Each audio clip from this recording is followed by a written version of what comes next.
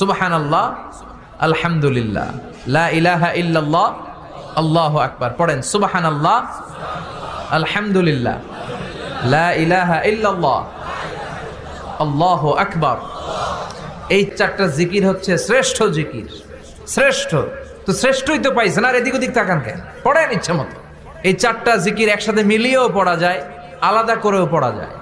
আবার বিষ্ণু বললেন, মিজানের পাল্লা ভারী করতে চাও, ফাআম্মা মান সাকুলাত মাওয়াজিনুহু ফাহুয়া ফি আইশাতির রাদিয়া।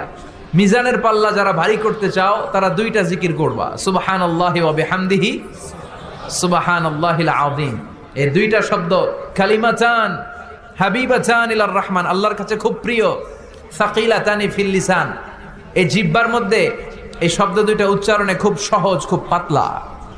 সাকিলাতানি ফিল মিজান, কিন্তু এই শব্দ দুইটা মিজানের পাল্লায় রেখে দিলে অনেক ওজন হয়ে যাবে।